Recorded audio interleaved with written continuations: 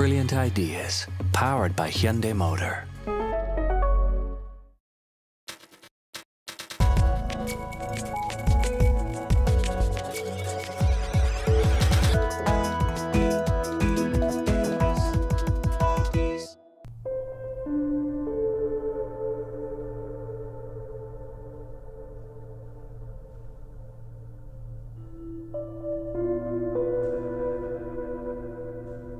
君は死して今魂は不要の雲の上をされど君と我憎しみと愛の果てなき果てに虹の光の粉にまみれて血と葉に消えて去りぬ私は前衛芸術家として一生貫いてきた草間であります。Japanese artist Yayoi Kusama is best known for her inexhaustible creations involving polka dots, pumpkins, and vibrant colours. Her love of design has seen her join forces with top fashion houses, creating her own ranges. She's also designed videos for the best in the pop world. Now in her 9th decade, Kusama continues to create every single day. Her art as productive as when she first broke onto the world stage in the 1960s. Everybody loves Yayoi Kusama. I think she transcends any borders. She shares her inner thoughts. She invites you into her world. She's one of the most famous, active, and living artists in this world. She's somebody who kind of rode every wave, but has always remained absolutely on top and uniquely herself.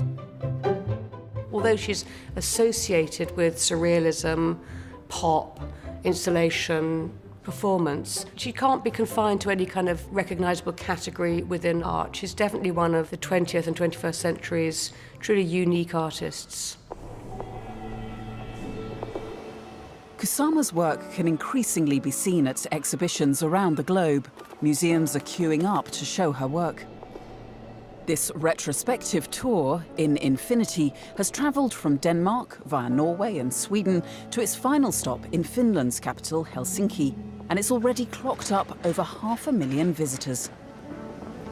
The artist allows the audience to take pictures here, to post them on the internet, on Facebook, on Instagram, is something that especially the Finns, who are very digital as a nation, very much appreciate. And by sharing and letting people share the exhibition, Kusama is spreading the word into infinity, into the endless world of the internet.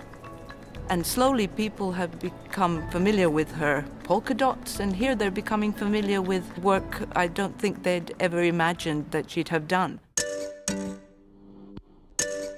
At the same time the Nordic nations queue for tickets, Kusama's grip on her audience extends even wider, with free exhibitions in Sharjah in the Middle East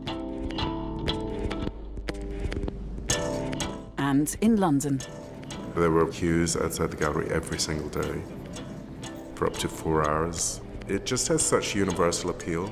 We had a lot of people come here who had never been to the gallery, and I suspect for some people they'd never even been to an art gallery. So it was really interesting to see people's reactions to the work. And it seems to appeal to children, much older people, but also it appeals to academics and art historians and people who have a very full knowledge of art history. Yayoi Kusama lives and works in Tokyo, Japan. Home is a psychiatric hospital, where she's lived for 40 years with a lifelong condition of panic attacks and hallucinations. そしてまた私の作品をご覧になった方々が私の生涯をかけての命をかけた芸術の背後にある自分の人生の愛と平和に対する熱烈なる命の限りの私の生き様をご覧くだされば、私としてはこれに勝る感激はありません。She used this hospital as a place to live but it has the freedom to go to the studio. So for her, it's kind of natural workplace and living place. Yayoi Kusama is somebody like a lot of artists who needs her anxieties and obsessions, and she has managed them in a way that's absolutely brilliant and speaks of a very ordered and organised personality. She stayed there because it gives her great comfort. I mean, it's a very simple place. This is not some fancy hospital or anything. She works every day, and she tells me that she doesn't sleep, that she actually works all night.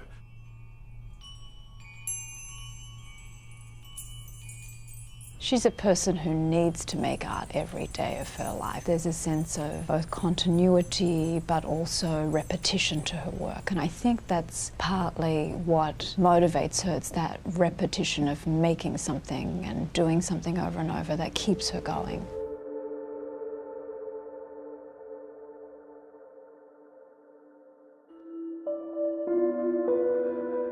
She expresses that her work really comes from her head, from her feelings, from what she sees, from her fears.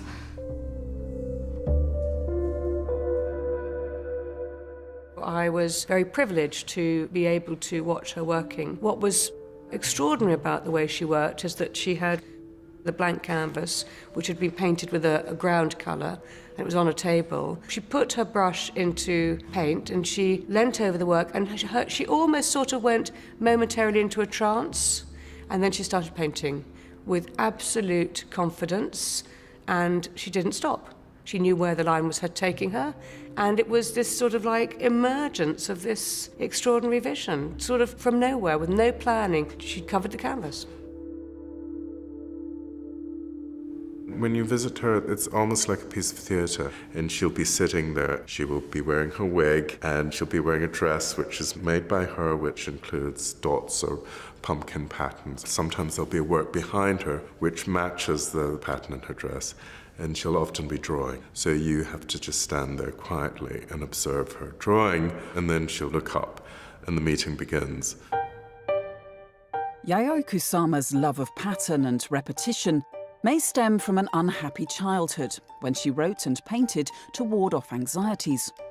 She was born in 1929 to a conservative family who owned a seed farm.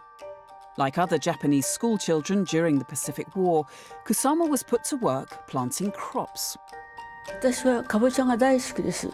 なぜならばそのユーモアに満ちた容姿、そしてまたかぼちゃの持っている温かさ、そして人間的な接触感のあるような素晴らしい形、そういったものに対する私の感動を芸術に表そうと思ってたくさんのかぼちゃの絵を描きました。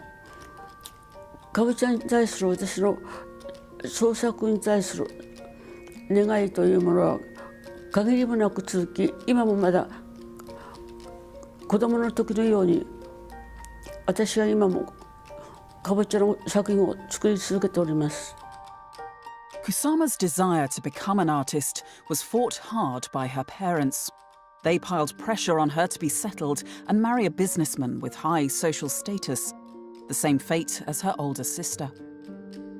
反対して朝から晩まで絵描いてるので、絵を投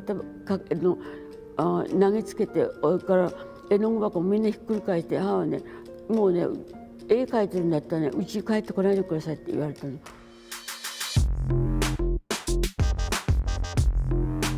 Kusama realised that if she desired to become a contemporary artist, she had to escape from her family life and her homeland too. During the 1950s, she pursued her dream of moving to America, the land of the free.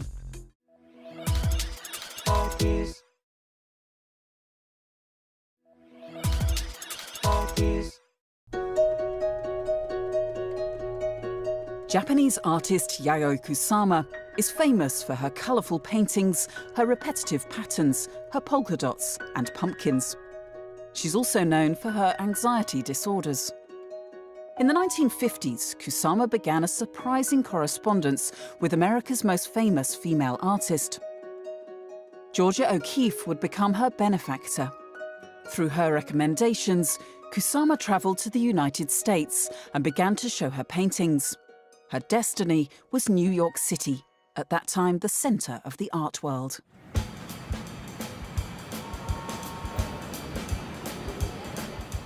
New York would have been a world away from the strictures of Japanese society for women. You know, New York would have offered her the freedom for her to be able to practice and essentially create any kind of art that she wanted. New York gave her so much opportunity to work or express as artist. And it's true, she do so many things in New York. She had the studio in the same building as Don Judd, and she would not socialize that much. She knew that in order to get ahead, you had to scratch and you had to push yourself and make yourself available, and she was willing to do anything to be famous.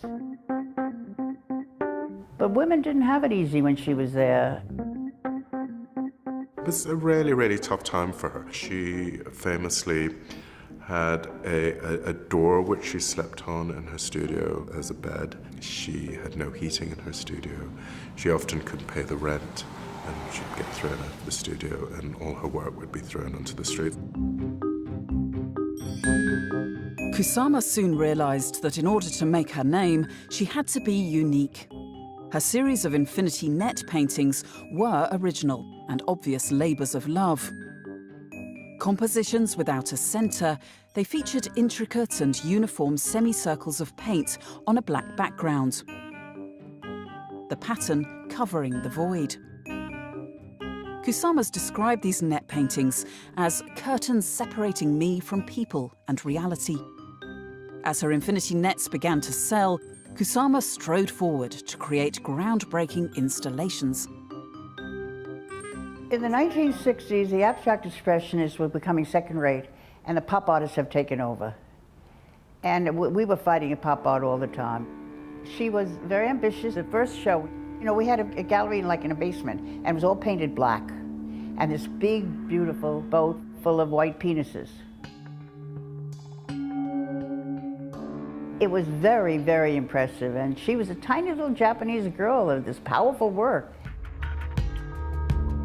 But this was a unique early piece, and it was like nothing else that we had seen in New York. She had really invented her own style. Kusama's hand-stitched and stuffed soft sculptures became a prolific body of work known as her accumulation series. The desire to be avant-garde led Kusama to expose her own fear and obsession with sex. In many ways, these soft sculptures became ciphers for her own mental state. She talks about this idea of infinity, and she talks a lot about her early experiences with sex, actually, in her poetry. The stuffed, curious, phallic-looking objects, and in one sense they speak to a kind of almost hysterical obsession with sex, but they're also very curious and uncanny and unsettling objects. So I think that those works really spoke of her fears as a young Japanese woman from a very conservative, traditional background, finding her way in the 60s in New York, where, you know, sex, love, rock and roll was the milieu. And I find those very powerful and personal. Kusama is stretching what art can be. And dealing with your hallucinations, paranoia, by using humor, I think is also very interesting. You can really sense Kusama's humor in the green macaroni pants, for example, and the way that she talks about her exhibition in New York, where she covered the floor with macaroni and had people step on it and hear the crackling of the food. From soft sculptures and crunchy pasta to dots, Kusama's childhood drawings show her mother covered in them, and she speaks of her dotty hallucinations. 私は水玉を、急いで取り込んで描くというのじゃなくて、いつも作品を作ると、そうすると水玉になってしまっております。それは私はあれって私の病から来るサジェッションなのか、または自分がこうしたいと思ったのか、それは私は制作する時に非常に夢中になってて、他のものは全部ものは全部消えてなくなって手が作品を作っていくので、私自身はそういった作家たちあまり知らないので、私自分自身非常に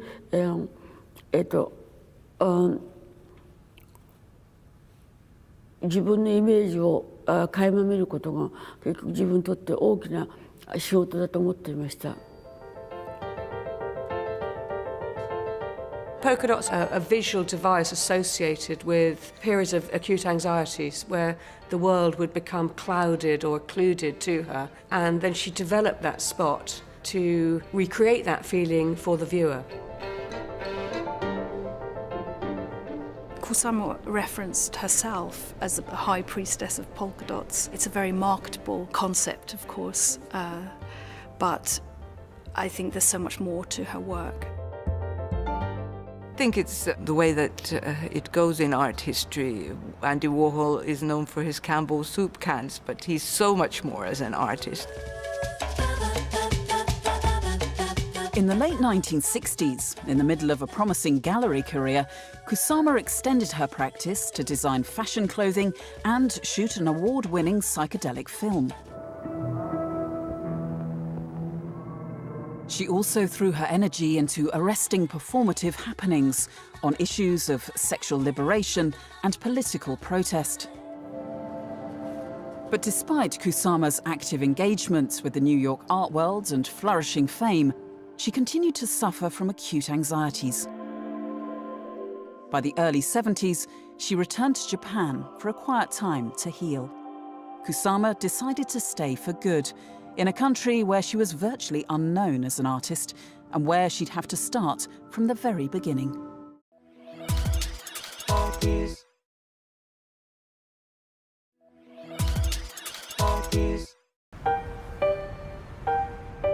Today, Yayoi Kusama still lives in her private psychiatric hospital in Tokyo. She spends every day making art for her exhibitions around the globe. For the last several years, she's been painting hundreds of works for a series she's named My Eternal Soul. She started to make those when I told her that Francis Morris had invited her to do a retrospective at Tate Modern, and she was so excited. She said, I'm going to do new paintings for that show. I'm going to do 100 new paintings. So she started that series, and then she's just continued with them. They may seem at first glance to be quite different from the paintings that she'd been doing 20 or 30 years prior to that, but there is a fairly consistent trajectory in the work in terms of vocabulary and iconography that she's using. I think, like a lot of really singular artists, Kusama has been hugely influential as a role model. The way she's worked, her tenacity, her ability to reinvent herself, to take on different media and new technologies as they emerge. An artist who's found her voice in literature and art and film and performance. From rejecting the strictures of Japanese society in the 50s to coming full circle, today Kusama has been embraced by her home country. Her work in Japan features giant pumpkins in the landscape, a special dot painting for the victims of the atomic bomb which devastated Hiroshima, and a flower sculpture in her birth city of Matsumoto. In 1993, Kusama was officially chosen to represent Japan at the Venice Biennale. And more recently, she's been awarded the Order of Culture from the Imperial family, the first woman in its history to win the prestigious medal for drawings and sculpture.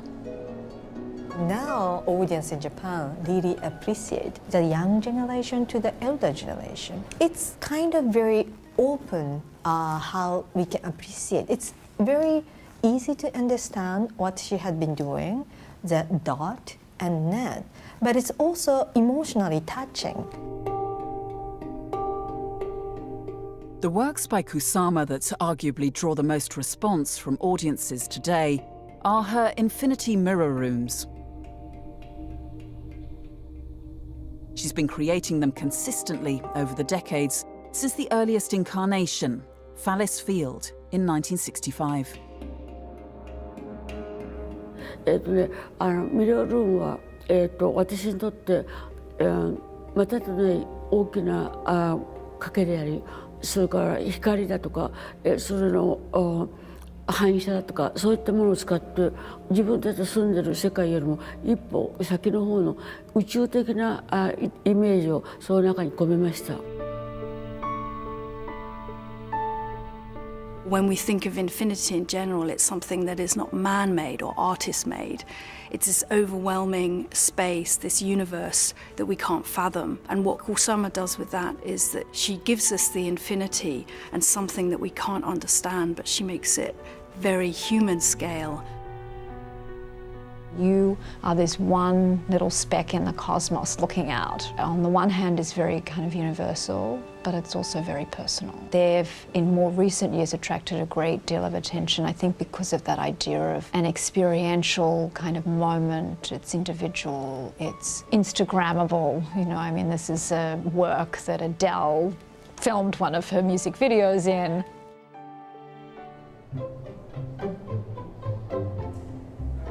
In Helsinki, the mirror rooms delight audiences, and Kusama's favourite imagery makes a surprise appearance.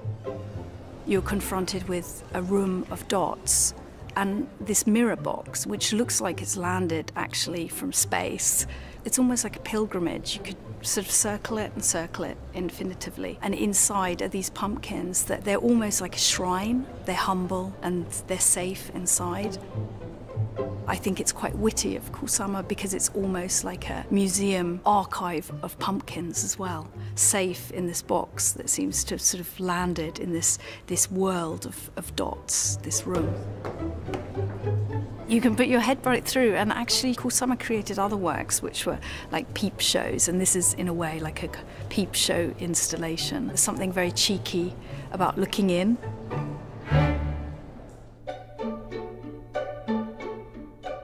Her work has suddenly bound a connection to people. Kusama will be remembered as this person that kind of captured the zeitgeist of this very particular moment. She's really been the artist who has created certain works that people will only refer back to her. So when you think of polka dots, you really think of Yayoi Kusama. When you think of the soft sculptures, you would think of Yayoi Kusama. She has a real fire in her belly, Kusama. You can see it. When you go to the studio, there is a desire to make a lot more work and to have it seen in the world. 芸術家の使命とはやはり自分自身が一個の人間として世の中に生まれてきたそのことについて自分がどのようにして生きていくかということに対して深く考えてそのために芸術を生み出してきたわけでありますが、やはり自分が一番望むところは芸術の力を持って自分は命の限り生きていきたいということが私の大きな希望とそれから人生観でありました。